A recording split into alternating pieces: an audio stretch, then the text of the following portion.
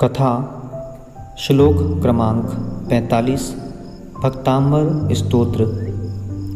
शीर्षक सौतेली माँ का वार हंसराज बीमार। हंसराज था राजपुत्र, नृपशेखर की इच्छा पहले से ही गुरुकुल में हुई थी शिक्षा दीक्षा।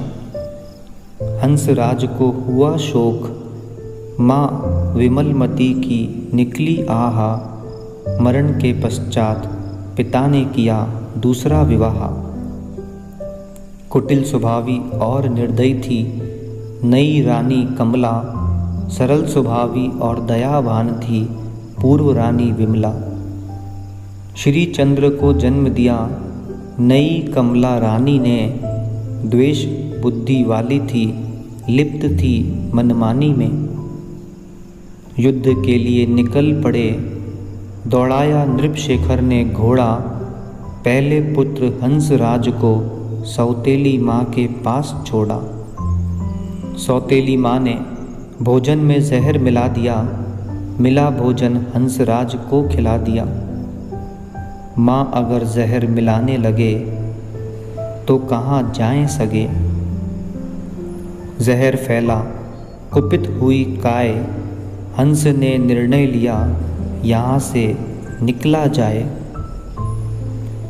हंसराज सब छोड़कर निकला, समय था भोर, कष्ट सहन कर चल पड़ा नागपुर की ओर।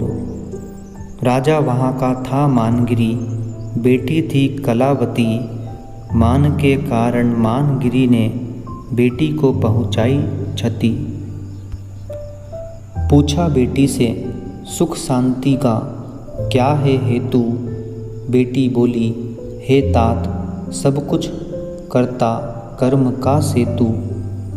उत्तर सुन मानगिरी का मान डगमगाया, मंत्रियों को भेज महारोगी हंसराज को बुलवाया।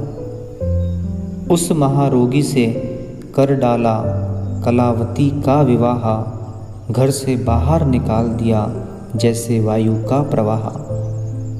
उभय दंपत्ति पहुँचे मुनिराज के पास, रोग मुक्त होने का उपाय पूछा खास। मुनीश्री ने 45वां काव्य सिखाया, साथ ही रिद्धि मंत्र व यंत्र बतलाया। 7 दिन तक की हंसराज ने जाप, रोग मुक्त हो गया वो अपने आप। उधर उज्जैनी नरेश विजयी हो वापस आ गए, पूछा कमला से हमारे प्रिय हंसराज कहाँ गए। चला गया कहीं किसी कुलटा के साथ, क्योंकि नहीं दिया आपने उसका हाथ किसी के हाथ। नृपशेखर ने हंसराज को ढूंढवाया, नागपुर में एक बगीचे में एक रूपवती के साथ पाया। राजा मानगिरी को जैसे ही मिले समाचार, बेटी कलावती से क्षमा मांगने का किया विचार।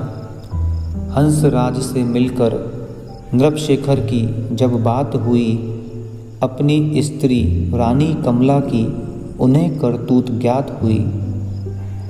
सौतेली माँ होती सौतेली, सगी माँ होती सगी। रानी कमला की यह करतूत उनको अच्छी नहीं लगी। राज्यभार हंसराज को देकर वैराग्य पथ पर निकले राजा नृपशेखर। मुनि बन करने लगे आहार, जैन धर्म की हुई जय जयकार, जय जयकार, जय जयकार। कथा पूर्ण हुई।